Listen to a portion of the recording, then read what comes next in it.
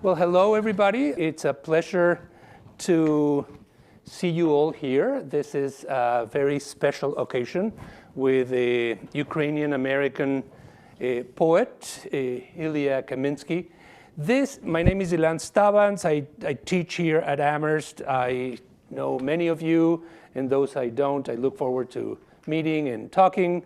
This is the fourth of 5 installments or public conversations that we have been having throughout this semester, all under the rubric of Point Counterpoint. The vision of Point Counterpoint started in the year 2016. That feels remote now only because of the number, but not because of the seismic changes that happened at that time. The election of Hillary Clinton and Donald Trump felt unique, and now we have another election with another unique, same candidate on that side.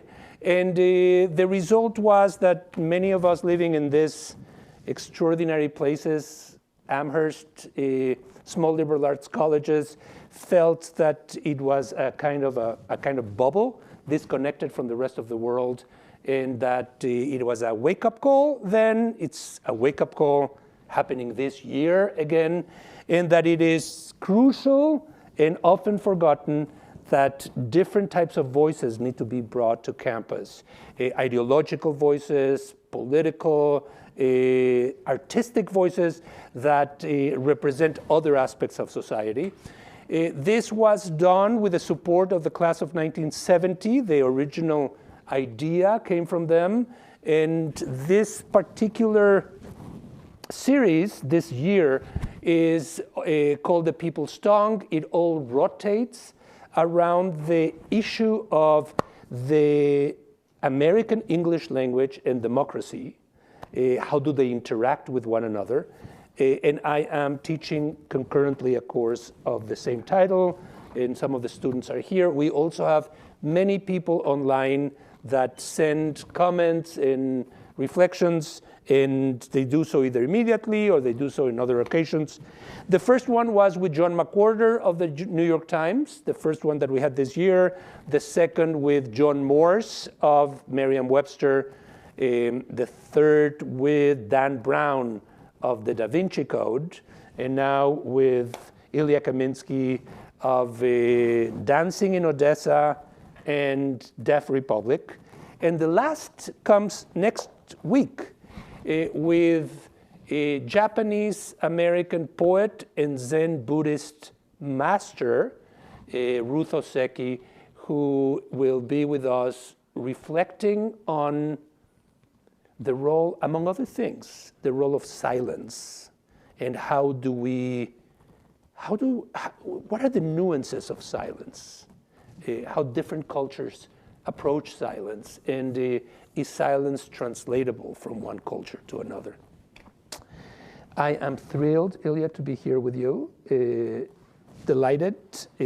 Ilya was originally from the city of Odessa. He's been living in this country since 1993, and having taught at various universities, including in Georgia and in San Diego State, California.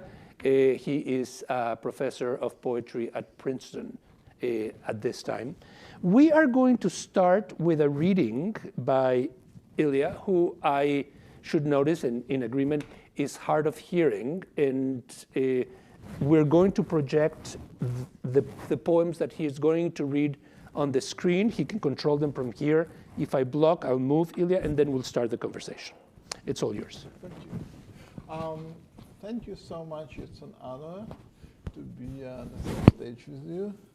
I hope you guys all know that even though you are living in a city that should be named after Emily Dickinson, you probably attending a college that will one day be named after Ilan Stavans. No. And my argument for that is it is difficult enough to be a brilliant scholar.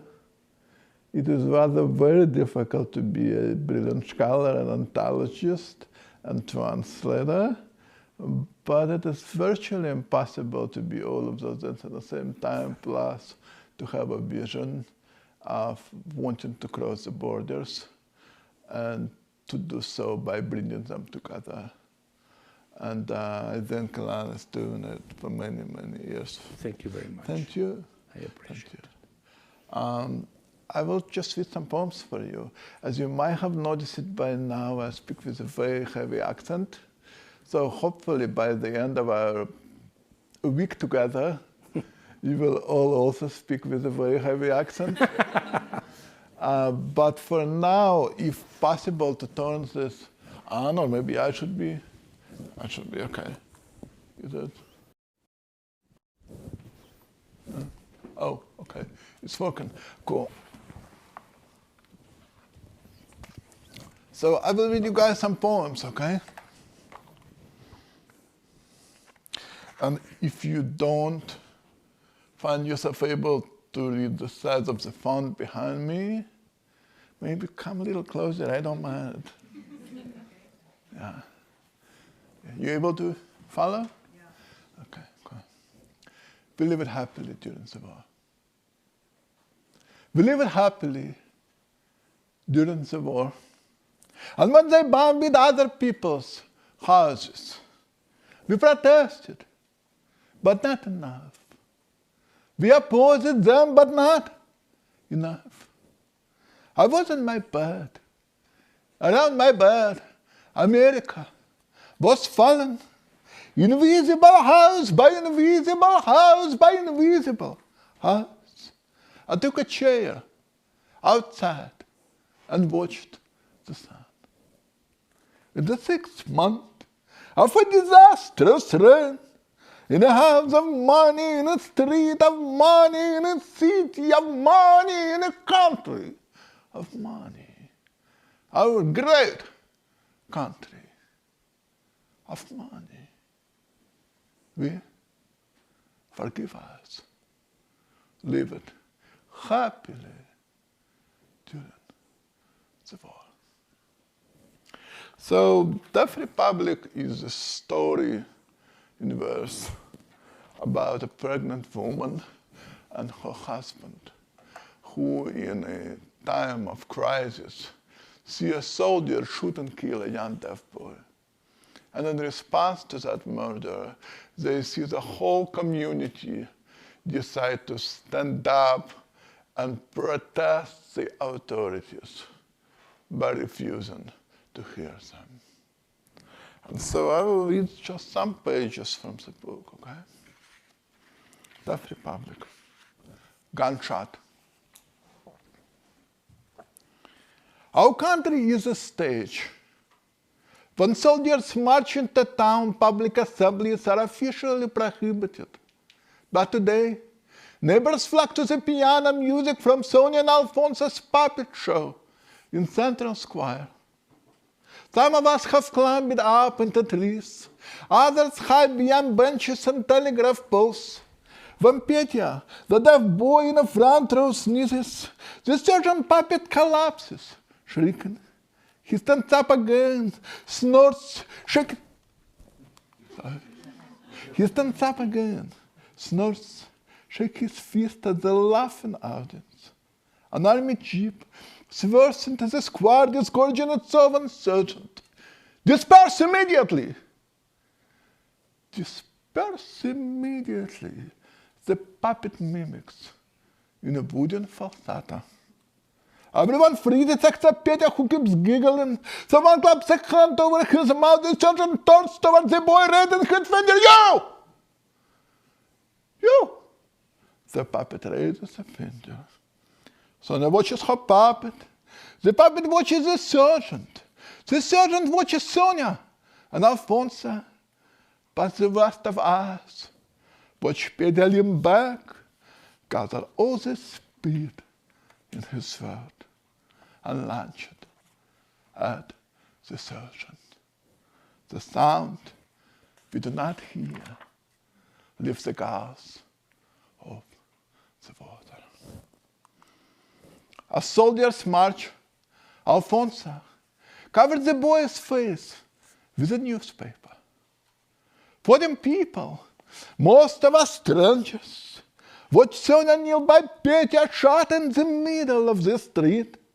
She picked up his spectacles shining like two cones, balances them on his nose. Observe this moment, how it convulses. Snow falls, and the ducks run into the streets like medics. 14 of us watch. Sonia kisses his forehead. Her shadow whole torn in the sky shimmers the park benches' porchlights. We see in Sonia's open mouth the nakedness of the whole nation. She stretches out beside the little snowman napping in the middle of the street, as picking up its ballet the country once. Alfonso, in snow. You're alive! I whispered to myself, staring for something in new distance. Something around down the street, fails to get up. I ran, etc. With my legs and my hands behind my pregnant wife, etc. Down Washington Street I ran. It only takes a few minutes, etc. to make a man. Darkness and insurgency begins. Our country woke up next morning and refused to hear soldiers. In the name of Petya, we refused. At 6 a.m., when soldiers compliment the girls in the alleyway, the girls slide by pointing to their ears. At 8, the bakery door is shut and soldiers Ivana face though he's a past customer. At 10, Mama Galia chokes, "No one hears you!" on the gates of the soldiers' barracks. By 11 a.m., arrests begin. Our hearing does not weaken, but something silent in us strengthens. After curfew, families of the arrested hung homemade puppets out of their windows. The streets empty, but for the squeaks of strings and the tap-tap against the buildings of wooden fists and feet in the ears of the town. Snow falls. Alfonso stands answerable. My people, you were really something fucking fun. On the morning of the first arrest, our men, once frightened and bound to their beds, now stand up like human masks. Daphne passes through us like a police whistle. Here and I testify.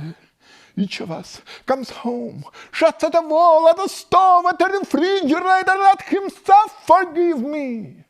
I wasn't honest with you. Life to you I stand answerable.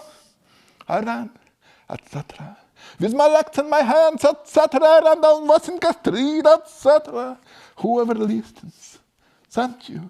For the father on my tongue, thank you for our arguments at hand, thank you for Daphne's Lord.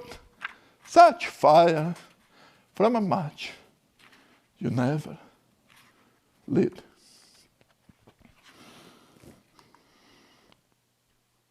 That map of bone and open it valves. I watched it a certain time. The deaf boy take iron and fire in his mouth. His face on the asphalt, that map of bone, and open it valves. It is the air. Something in the air wants us too much. They are still that our guards eat cucumber sandwiches. That first day soldiers examine the years of bartenders, accountant soldiers. The wicked things silence us to soldiers. That our girls wife from her bed like a door of a bus. Observe this moment, how it convulses the body of the boy, lies on the asphalt like a pepper clip. The body of the boy lies on the asphalt like the body of a boy. I touch the walls, feel the pulse of the house, and I study of wordless and do not know why I am alive. We tiptoe the city. Sonia died between cedars and guardians under the iron gates. Be courageous, we say. But no one is courageous. As a sound we do not hear lifts the birds off the water. Before the war, we made a child. I kissed the woman whose freckles aroused the neighbors. She had them all on her shoulder, which she displayed like a medal for bravery. Her trembling lips went come to bed. Her hair waterfall in the middle of the conversation. When come to bed, I walked in my barber shop of thoughts. Yes, I waved her off to bed on the chair of my hairy arms. But parted lips went bite my parted lips lying under the cool sheets. Sonia, the things we did. Lullaby, lullaby. Little daughter, rain, water, snow, and branches protect you. Whitewashed walls and neighbor's hands. Oh, child of my Aprils, little earth of 6 pounds. My white hair keeps you asleep, lit, while the child sleeps. Sonia undresses. She scrubs me until I spit soapy water. Big, she smiles. A man should smell better than his country. Such is the silence of a woman who speaks against silence, knowing that silence is what moves us to speak. She throws my shoes and glasses in the air. I'm a deaf people, and I have no country but a bathtub and an infant and a marriage bed. Sopping together, that is sacred to us. Washing each other's shoulders. You can fuck anyone, but with whom can you see it in water? A cigarette.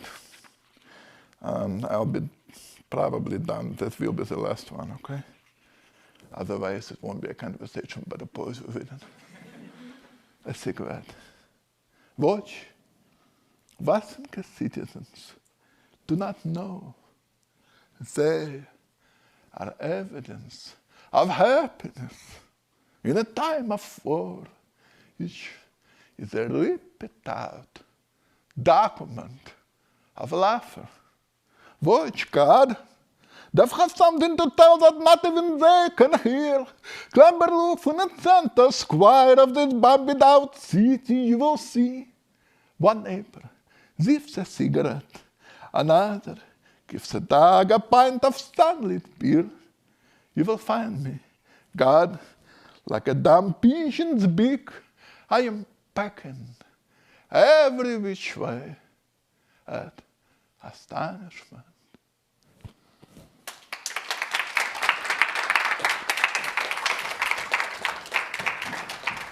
Thank you. That was beautiful.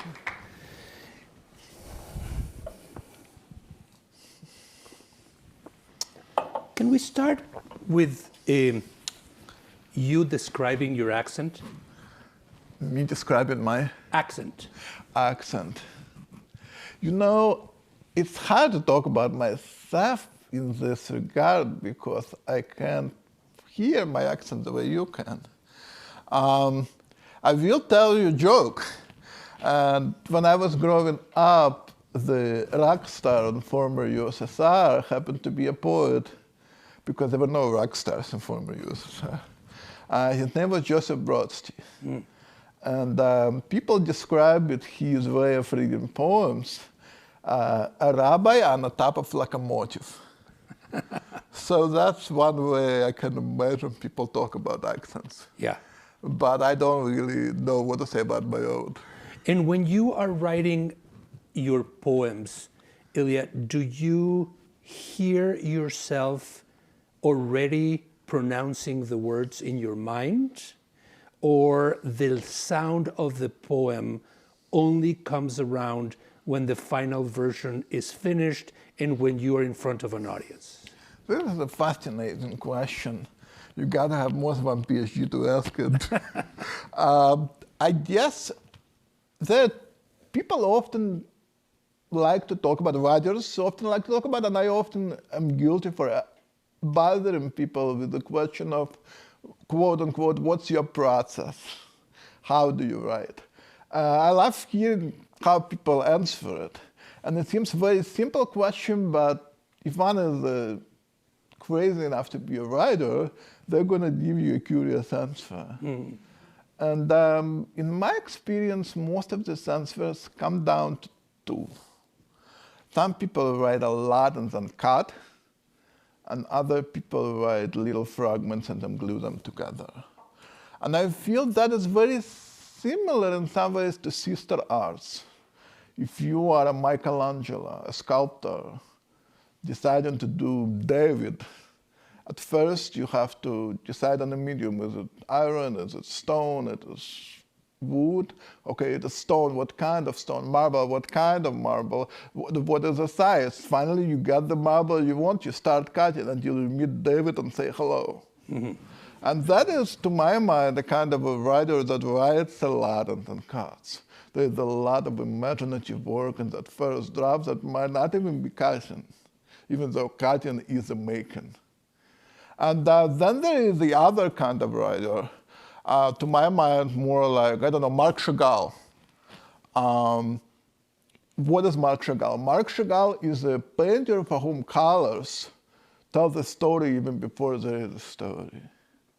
So he really needs to figure out the relationship between a particular red, a particular green, a particular yellow.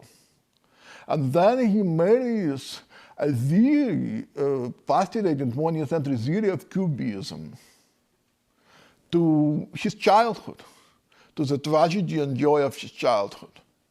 And he expresses the narrative that comes out of that marriage through colors. For me, that's the kind of writer who would be doing a lot of different notes from different things, different sides of art, and then putting them together. And that's a very long answer to really say I'm probably the second kind. Second? Yeah, somebody who does notes. And for me, yeah, there are definitely going to be lines and passages that I collect that are totally music-oriented, but not necessarily coming to me naturally. Naturally, for sure, is images. Yeah. And we talked earlier, when we talked the other day, and I said, even though my family spoke Yiddish, my mother and my grandmother, I spoke Ukrainian and Russian, Ukrainian at school and Russian in the street. My native language was more lip reading because I didn't have hearing aids in former USSR. And so coming to America and starting to write in English, I didn't really think about that. But when my first book, Dancing in Odessa, was published, and I, began to teach and all that, I began to think, okay, what are my poetic devices if I'm teaching other people how to write? And I realized that, oh, wow, in Dancing in Odessa, most poetic devices were images.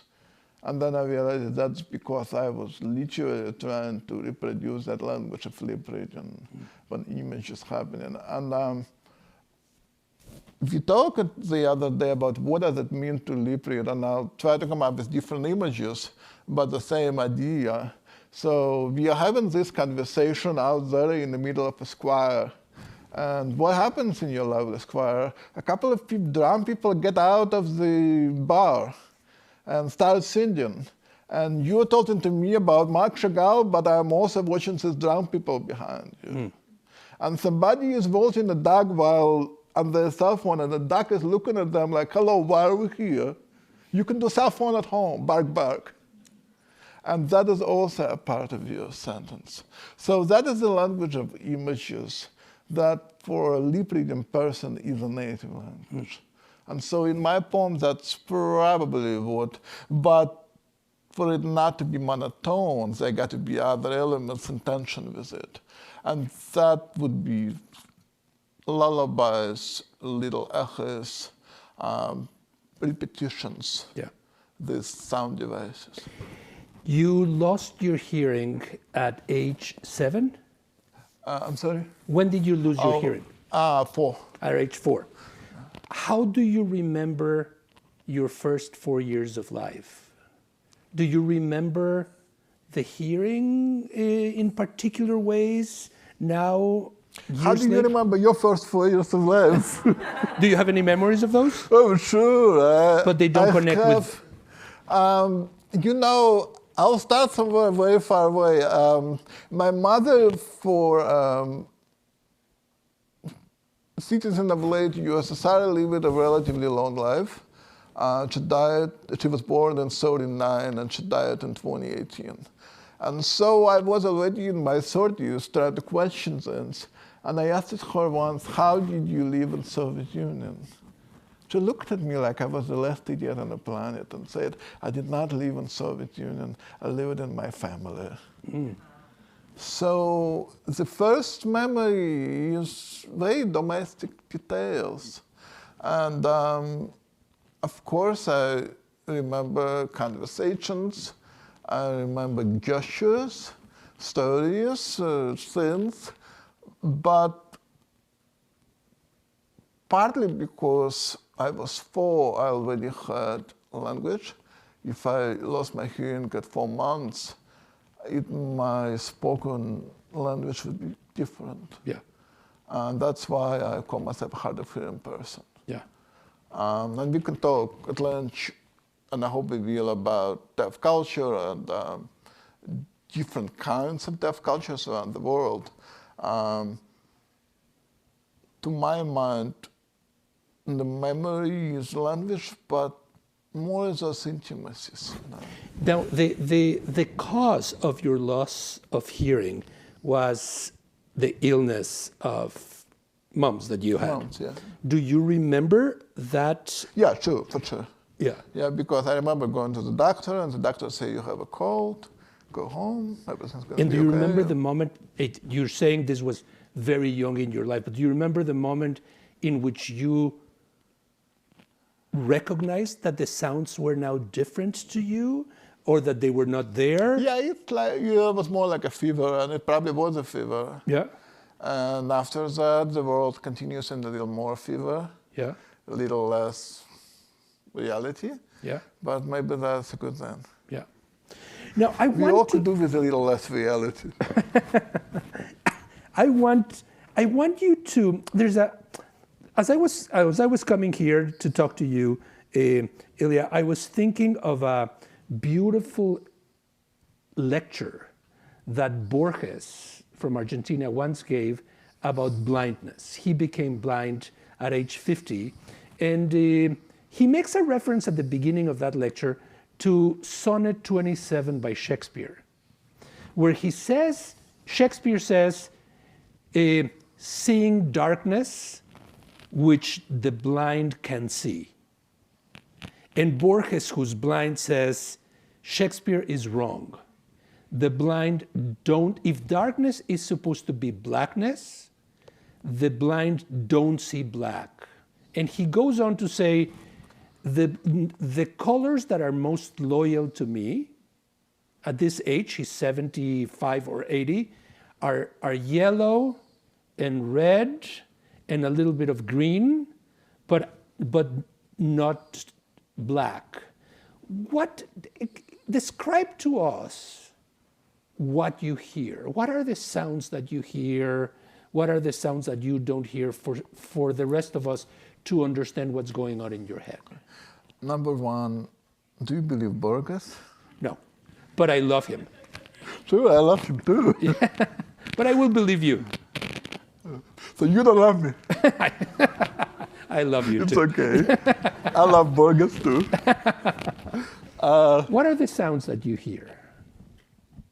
Different sounds. To begin with, there is a lovely quote from Robert Lowell in a poem, I believe, about Beethoven, where he says, and I bet he stole it from somebody. Robert Lowell was very good at conversations with the dead. Yeah. When that's spoken, he wrote down. Yeah. The line was, "For a good ear, hearing is a torture." And that was about Beethoven going deaf. Yeah. Now, I can't necessarily claim that. I can only tell you that I'm not 100% deaf. I'm a hard of hearing person, which means that without my hearing aids, I probably hear between 15 and 20%. 50 and 100? Without them. Yeah. If I heard nothing without them, they would be of no use. Yeah. With them, it's between 40 and 50, depending on what are the sounds. Yeah. So majority of your speech, I probably imagine a little bit as well as here. Yeah. And if you had a mustache, we wouldn't be able to have this conversation right now because of lip reading. Yeah. I think, to my mind, language is a very erratic thing. It's very, not necessarily just in sounds. I mean, we keep saying sounds when we talk about language, but that's a very small part of the story. Let's talk about silence for a moment. Sure. In relationships to language. And I will try to answer your question without talking about sounds. Yeah. What is a language from my perspective? And that would be a number of things, and there's a whole metaphor of silence. So number one, when we talk about silence, what do we talk about? There could be silence as protest, which I described, I refuse to hear you. Or silence as violence, you are silencing me. And those are probably the two more obvious things that we think about. There are a couple of others. For example, silence between two lovers, which is not at all silent, it's in fact a language. The true understanding is always silence when we talk about two lovers. Because you say, and I say, you say, and I say, Yeah. and right now we are having a conversation, and no words are said. Or there can be a very metaphysical conversation about silence, and which is, for better or worse, very much at the heart of Western civilization. Well, why do I say for better or worse? Let me explain. In most philosophy, theology, metaphysics in Western civilization, we treat silence as a kind of fetish. In religion, theology, we say amazing things, brilliant things. The silence of God is God. Brilliant statement. I mean, wow. So how much history of religion you had to go through to arrive at that? The silence of God is God. And yet, please tell me, what does it mean if 8% of people in the world, which is the number of people who are deaf or hard of hearing? How many? 8%. 80. 8% of people in the world do not believe in silence. It doesn't exist for them because they don't hear it. You see, it's full of motion. The world is full of shimmering. So what does it tell us about the limitations of our theology, of our philosophy, of our metaphysics, if it doesn't apply to 8% of people in the world. So in writing this book, which is very much about silence among other things, I realized that I had to make a statement which was in the book but outside of the narrative. So at the end of the book, there are notes, and sometimes fictional, sometimes real. And one of the notes said, silence, dash. Deaf do not believe in silence. It's an invention of the hearing. You follow? So what do we talk about when we talk about remembering language? Think about Navajo people. I had really good luck to work together with a brilliant contemporary Navajo poet, Sherwin Bitsui. His grandfather was a shaman of the Navajo people, very much at the center of community. And Sherwin tells me, and would be happy to tell you, something that for him is obvious. For me, it blew my mind. He said that, you know, in Navajo language, most of the words are verbs. Everything is in motion all the time. So what does it tell you about the Western languages? About the limitations of Western languages? Let's go a little further into that, about what do we say when we remember language, which is your question. So in the 70s, when linguists, and we have at least one linguist in the room, when linguists were discussing American Sign Language, and in the 70s it was coming back in full force. And right now the linguists are discussing the language called tactile ASL. It's the language of touch for deaf-blind people. It's only about 30 years old. And yet brilliant poetry is written in it. In fact, a poet was on the long list for the National Book Award, who is a poet living in tactile ASL. And the language is only 30 years old. So, okay, knowing that, how do we talk about spoken language from that perspective? So in the 70s, scientists did a study when they got a deaf person from, let's say, I won't lie, it's just a hypothetical, it actually happened, but I don't remember what countries. Let's say Mexico, Ukraine, United States, and somebody here knows French, so French. Got them in the same room, they did not speak each other's language, they were hearing people. Left them for 6 hours and locked the door. Come back, what did they see?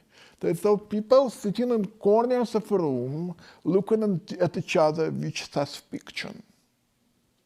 They did the same study with 4 deaf people. Sign language is not universal, even British and American sign languages are different languages. Different languages, they don't have the same signs. They got 4 people from different sign language cultures, from different countries. Left them in a room for the same period of time, locked the door, come back. What did they see? They saw 4 people inventing a new language. Just think about that. So what are your memories of language when you remember it? Are you sure it is all a sound? What are you denying yourself when you're saying it is all a sound? What were you on the playground? Were you really talking to those kids on the playground? I'm sure you were having conversations, but how much was speech involved in it? All that play that you're denying yourself as adults, is it because you become verbal animals at some point? I wonder. I don't have, I'm not interested in this. I'm more interested in asking questions. Ilya, if silence is an invention of those that hear, as you mentioned. Silence is a metaphor. A metaphor. Is the vision of somebody who is deaf or blind as handicapped an invention of those that are normal? Well, that is obvious, right? I mean, handicap in different cultures may mean entirely different things. Yeah. I mean, just think about Amazons. With a warrior woman from Amazon lord Yeah. be considered handicapped in Great Britain in the 19th century? Yeah. Tell me, before I move to other areas, tell me about in your dreams, is there sound? Well, I think Freud told us everything we need to know about dreams. I have nothing to add. In my dreams, there's no sound. Really? I see people communicating. Does your wife agree? Yeah, she does. Yeah, not that she would have much to say anyhow, but they communicate with each other. I know that they are understanding. The individuals are understanding, but I don't hear the words. You hear things in your dreams? Well, I definitely get information in my dreams. Yeah. How it travels, I wonder. Yeah. Tell me about you. Not only your travel to the United States is also your travel to the English language, to the American English language, and you write your poetry in English. I'd love to hear from you a reflection on what it means to write in a language that is not your mother tongue. And maybe I'll start, Ilya, with a question. Do you believe that the expression mother tongue is an accurate one that speaks to you, not father tongue, not natural tongue, but mother tongue, because it comes from the mother? And if that is the case... Well, I'm Jewish, so it surely comes from the mother. Even if it did not, right? What does it mean to be a poet in a language that was not the first one or the first ones that you heard? Do you feel that you write in translation? Interesting. Well, again, I spoke a little bit about images. So there is the question of what English means, whether or not, if I don't see it. Yeah. Then there is lovely Kafka, who told us that all language is but a poor translation. Yeah. But for me to quote that is kind of to avoid answering your question. So I should probably dig into it a little more. Mm-hmm. Some of great writers, since I come from a Russian-speaking country, so Soviet Union, I would have to say Nabokov, say Brodsky. Brodsky. Right. Brodsky wrote in Russian, then he wrote in English. Correct. Sometimes he translated himself from Russian into English, and even in the opposite direction. I'm not a huge fan of his self-translations, I have to be honest. Sure. I am a huge fan of his essays that he wrote in English. Yeah. Nabokov wrote in English quite well, brilliantly. But I think it's, to my mind, really not a question of language, but a question of temperament. Temperament. Yes. For my temperament, if I wrote in Russian or Ukrainian while not going to the market and buying tomatoes and cheese from a person who would talk back to me in that language, I would be kind of conserved in the past. I need language to be real. I need language to be touchable. It might be because I'm hard of hearing, but I think it's probably because of my temperament. I don't think Whitman would be able to write in a language that he didn't see all around him. I think it's a question of temperament. What is the difference in your mind between the, I don't know, Ilya, the DNA or the rhythms of English and Russian, or English and Ukrainian? Well, are we talking about literature or language? Because the literature in both of those languages is much younger than English. Yeah. Let's say Alexander Pushkin or Taras Shevchenko.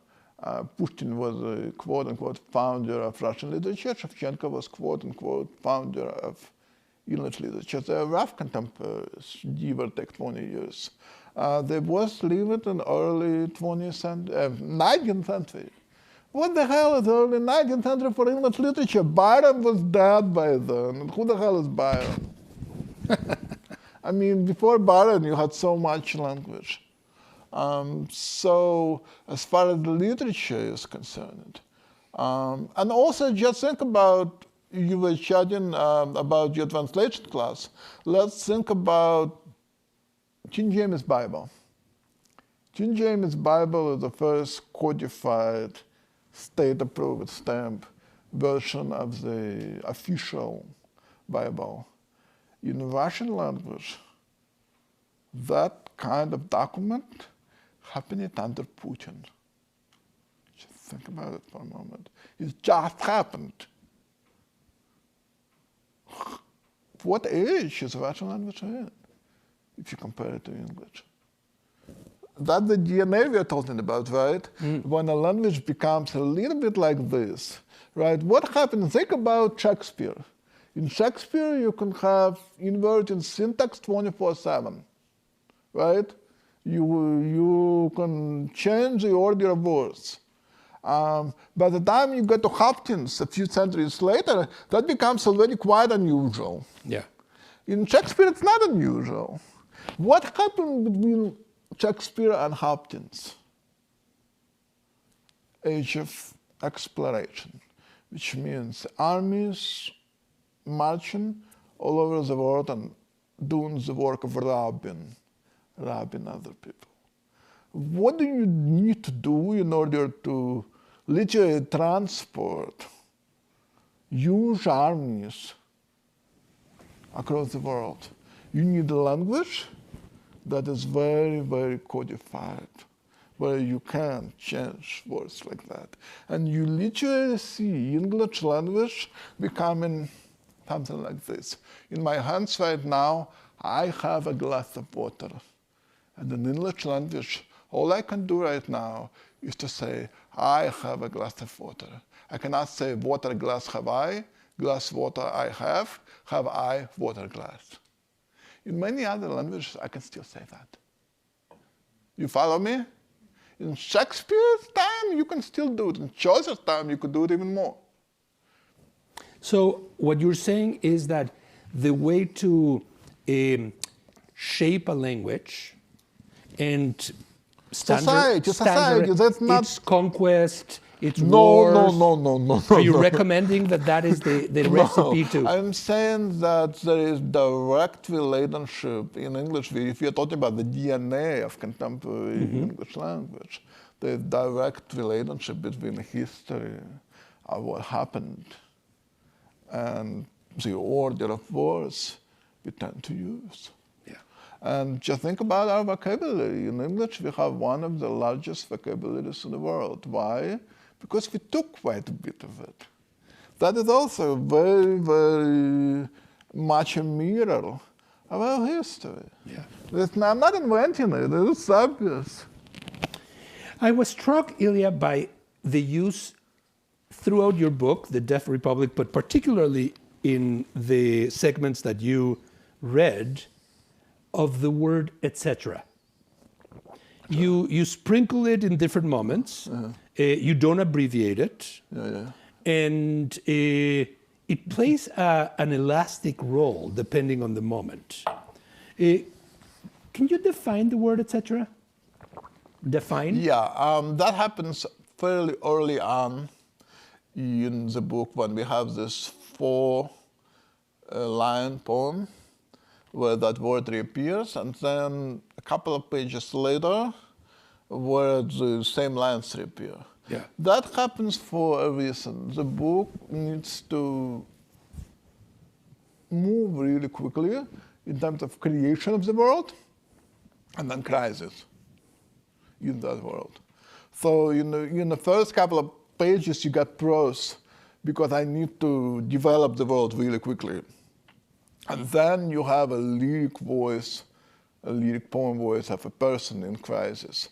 And when you're in crisis, you literally jump from 1 minute to another, jump from 1 minute to another. You're running. When you're running, you're not saying bottle of water, tulips, carnations, a book, a table, a person in a red shirt, a person in a green shirt.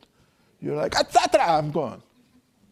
You see what I mean? And I needed to show that really quickly in language. And there are many ways to do it. It could be ornament, it could be repetition, it could be surprise, it could be inner line. I mean, that's just one example. Yeah.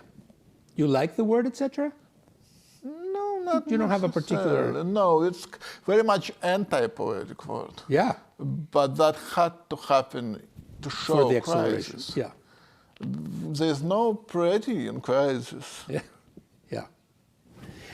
I want to talk to you a little bit now about your role as a translator and as a person who has done anthologies and help promote translations as essential to spreading the value of literature, access, etc. Do you think, Ilya, that a translation can be better than the original? There are cases when translation is definitely better than the original. If I'm talking from a perspective of very subjective reader who has preferences of what that reader thinks a poem should do. Yeah. And that reader is me. I'm a subjective person who loves poetry and over time develop it what I think is a good poem. And if I have a brilliant translator, W.H. Auden, could translate me from English into English and make it much better. Yeah. So he did the same thing with Andrei Voznесensky, whom he essentially translated from English into English because he did not know Russian. Yeah. He translated into line by line version into a much better poem in English. So the concept... But will that be a translation? Yeah.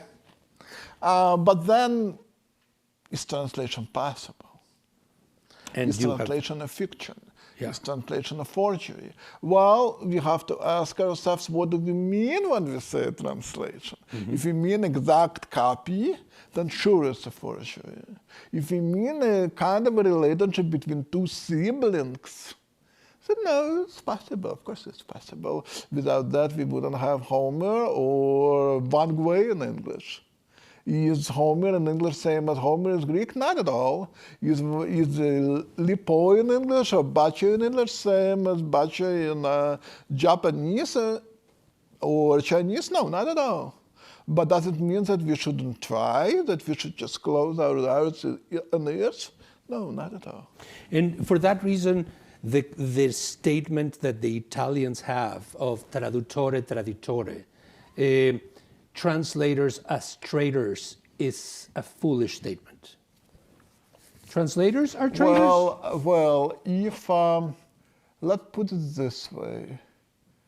If Donald Trump becomes the second time around the President of the United States, Yeah. and is his constitutional right, makes a decree that all of us should deposit $5 into his personal account, and you and I refuse to do it, does it make us traitors? What does that have to do with translation? It's a good anecdote, but I'm trying to define the meaning of the word traitor. Okay. And when traitors are useful. Yeah. Oh, okay. So translators as traders, useful traders. Well, they allow us to expand the idea of order that should not necessarily be always orderly. We're going to open this up shortly for questions from the audience, so get ready. And because we are taping this, I think there is a microphone, or there's no need for a microphone. I don't know if we need to. Maybe people just, oh, we do have it. Hello, but just bear with me for a second. Do you think, Ilya, still staying on the theme of translation, Ezra Pound, and not a poet that I'm particularly fond of, or a thinker, argued that only a poet should translate a poet. And if that person has not written poetry, that person has no business translating poetry. Do you believe that is the case? Well, we both share a particular affinity, as we discussed earlier, for Paul Celan. Yeah. Paul Celan, most the German famous, poet. Yeah, a great German language poet who happened to be Jewish, who wrote during and after the Holocaust. And his most famous poem is called Das Volk.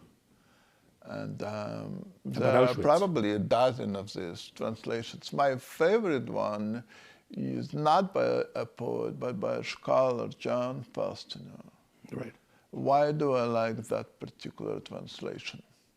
Because in that translation, John Fastiner decided to keep some of the language German.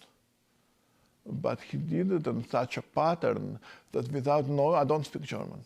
Without knowing German, I know exactly the meaning of the words.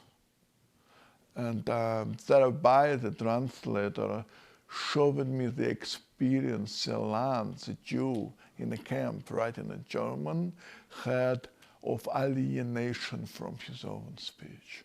And so I, the reader in English, feel alienation from the language, which I completely understand, even though it's not mine. And John Fastiner was a scholar, he was not a poet. So, no, I mean, but who am I to say that at the moment of that translation, John Fastiner was not, in fact, a poet? Sure. And now I want to, before I cede the microphone to this wonderful audience, I want to ask you about being Ukrainian in this particular time. You and I, Ilya was making reference to a radio show we both were in on Wednesday, where we were discussing all sorts of topics, a few that have come here. And one topic that we also discussed is the war in Ukraine, the invasion by Russia going back to not only 2014, but before. And I'm thinking, Ilya, especially right now, of a famous poem by Pablo Neruda called I Explain a Few Things. He is in Spain during the Spanish Civil War. It's 1936. He lives in his home in Madrid. He has been in that home for quite some time, and it is the place where he met Federico Garcia Lorca and Jose Hernandez and a number of different prominent poets, and poets that would ultimately be remembered by their action and work during the Spanish Civil War. And all of a sudden, an attack and bombardment takes place, and everything gets destroyed. The house is burning, and he laments the destruction of the house and uses the poem to confront the aggressors and say, look, Spain, what you have done with your Spain. Look at the children on the street. Look at the blood of the children of the street. Look at the blood of the children on the street. He repeats that stanza, a bit like the way you play here, several times, cutting the sentence in different ways for a punch, for a stronger punch. And one of the arguments that what can be made is he is writing in the moment where the house is being destroyed. He says the house is being destroyed and he's writing the poem.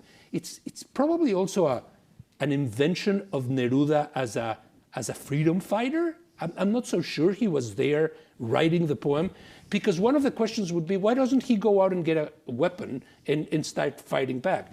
And the core of where I want to go is the value and influence of poetry at a time of war. And as an Ukrainian poet, as an Ukrainian American poet, I'm sure that in these few years, lots of questions have come to you about what you feel connected with Odessa being bombarded and Kiev. Tell me a little bit of the emotions. You left Ukraine long time ago. You probably, as I have with Mexico, nurture ambivalent feelings to the place what was called home at some time. The two questions are your Ukrainianness right now at a time of crisis and the value of poetry in war. Thank you. That is a giant question. And you kind of answered it already. I did? By often. Oh. Because nobody who does not believe in the value of poetry in war would even bother asking that question. So you, well, for me, of course, it bothered. It matters. So I come from a Jewish family. Which is to say we didn't leave Ukraine voluntarily. So ambivalence is real. At the same time, I have a lot of friends and family still in Odessa. I have been there 3 times after the war, after the full-scale invasion began, and many more times after the war began in 2014. I can tell you stories. I don't need to, make a theory here. It's all very real things. When the war first started, the full-scale war first started, I wrote to a friend, an older friend, 80-year-old journalist. He passed away since during this war, who was known for being the first person to publish out loud with poet Osip Mandelstam after Mandelstam was shot. So somebody who truly believed in beauty. And I wrote, how can I help? What can I do? Please tell me. And he writes back and he says, we are starting a literary magazine, Putin's come and go, send them poems. And horrific then things happened. I had a friend in the city of Kharkov who was emailing and texting right at a time when his neighbors were burying another neighbor in the front yard because the cemetery was bombed. That's very real stuff. People literally had to dig the earth and bury the neighbor. Another friend from the same city of Kharkov texted how she had a friend on the border, Kharkov is very close on the border with Russia, who texts her when they see the planes flying over the village where they live. And they just text her, drop, which means she has a minute to drop on the floor and cover her head. And in a minute, the planes will already be over the city bombing. Those are very real things. And people send, I edited an anthology of poems that are mostly from, not all, but mostly from the last 2 years.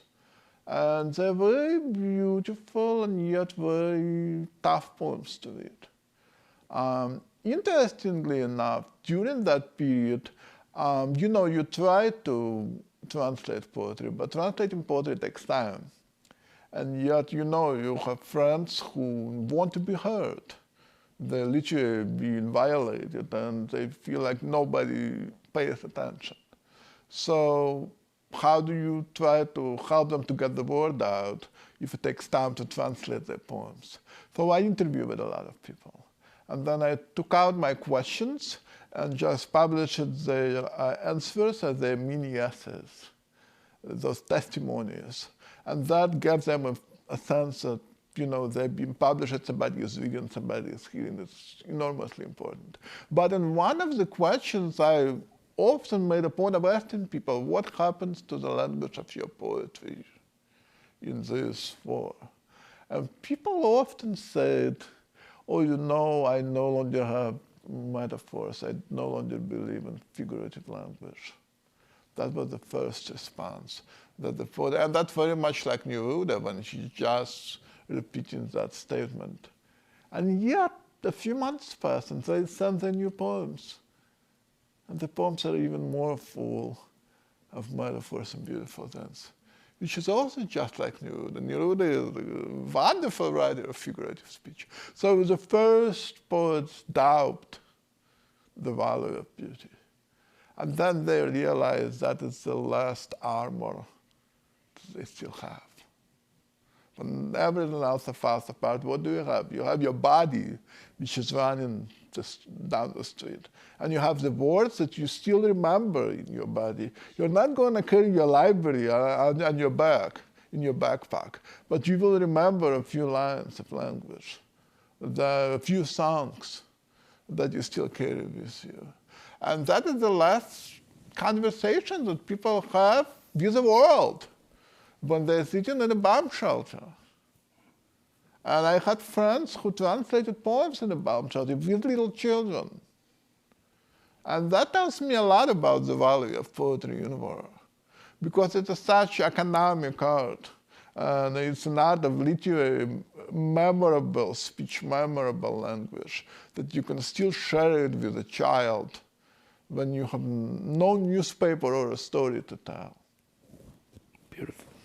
We're going to open it up to questions. There's the microphone right here, and there's a question. Why don't we start right here with one? Questions, complaints, declarations, absolutions. And I think we all have your accent now, so.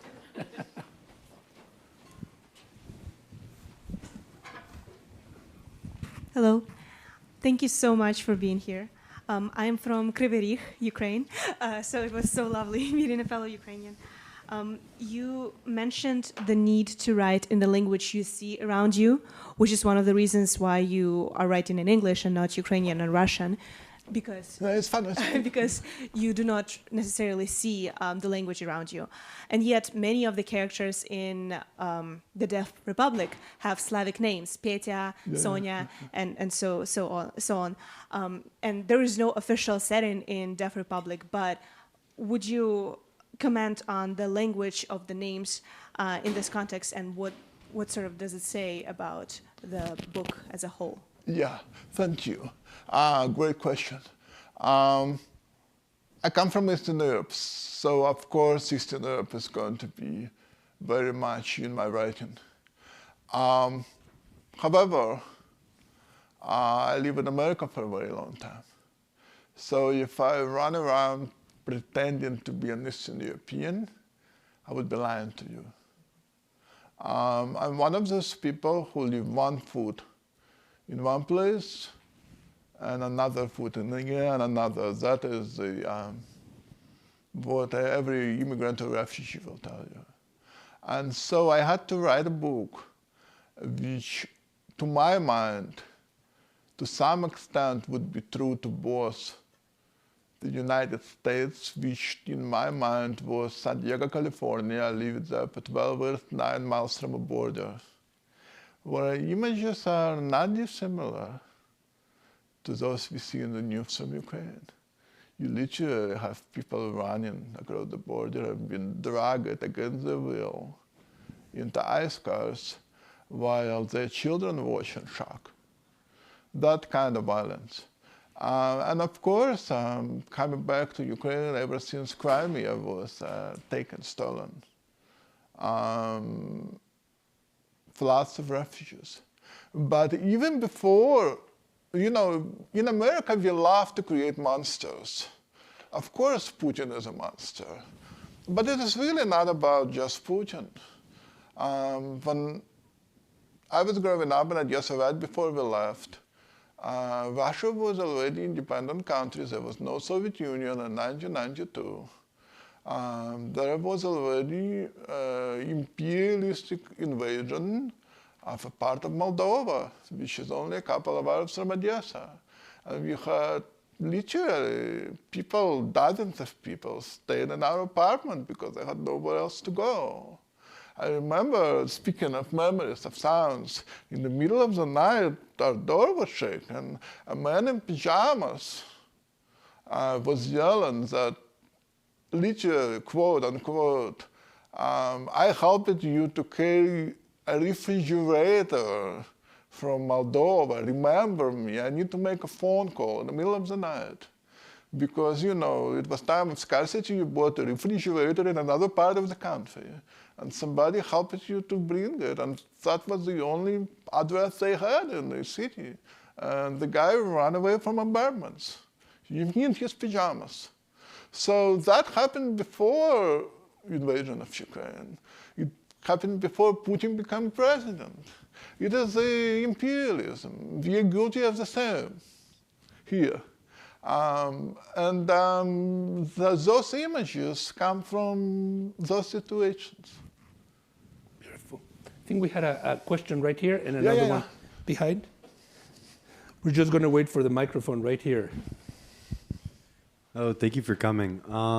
My question is kind of in a similar vein. I read earlier today, just online, that you first started reading in English, writing in English, because you felt like it was a language that was completely separate from your family and the people you knew around you.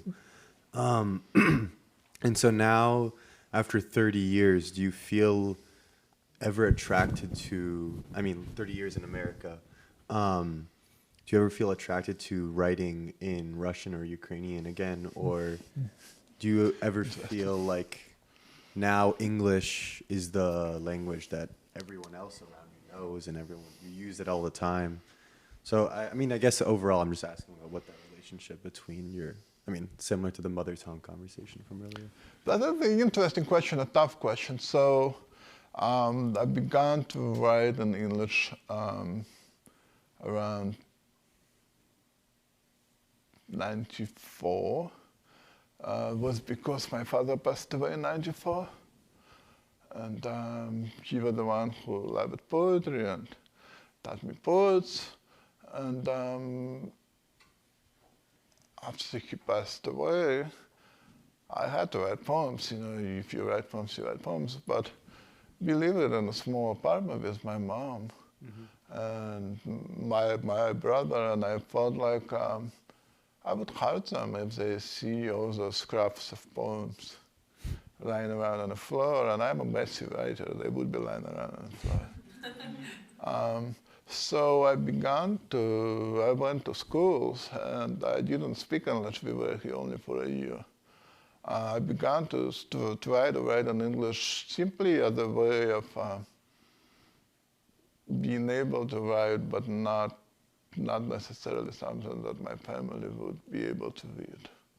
And that was not because I wrote something forbidden, but literally I just felt it was very fresh, kind of emotional material that I didn't feel would help them to deal with the pain. At this point, I read in other languages, I translate from them. If I could persuade my wife to move to Eastern Europe, and for a while she wanted to visit with me in Odessa.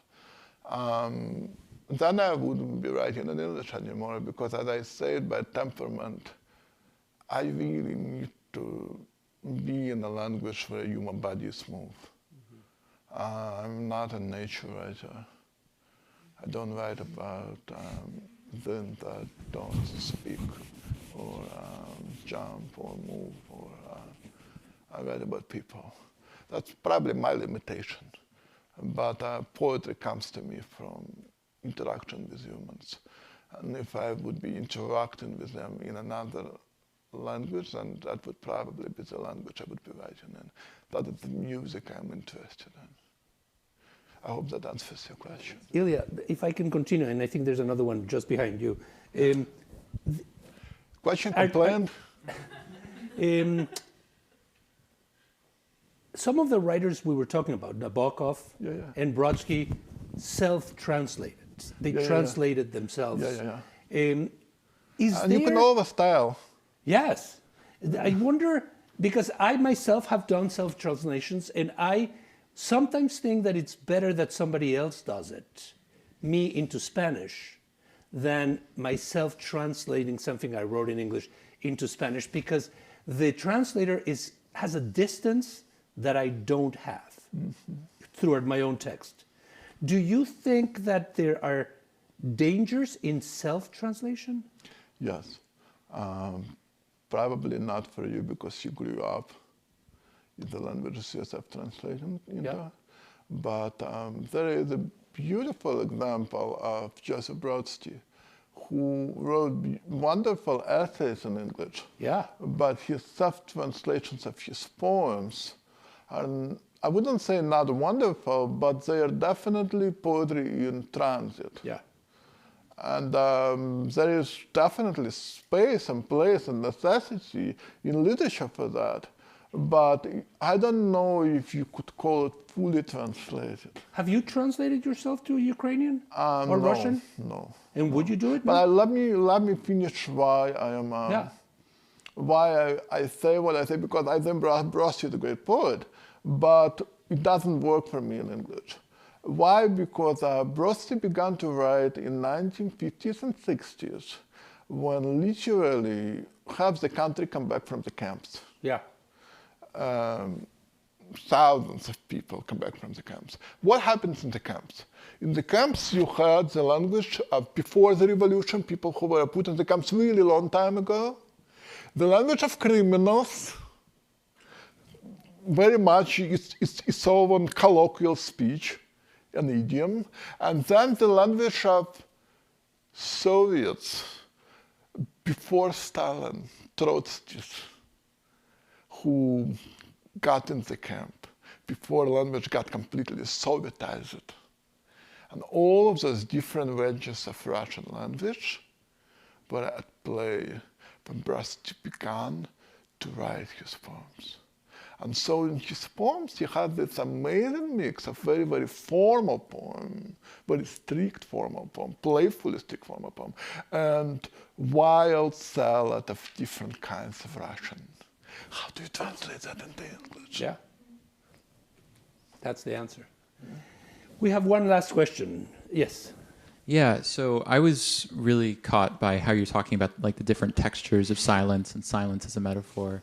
I'm wondering how maybe like similar words like muteness or quietness or noiselessness, how you like settle on this word silence, and what about the different textures of silence interests you as compared to those other words that like you look up and they say synonyms, but they're not quite synonyms. I'm just interested in like that multidimensionality of that word. Well, you can say apples or pears, or you can say fruit.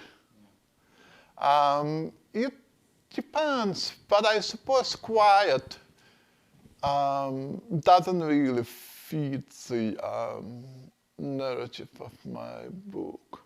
Silence has a little more edge to it. Great. Yes, there's one question here that we are going to... Oh my God, it's a novel. It's not a question.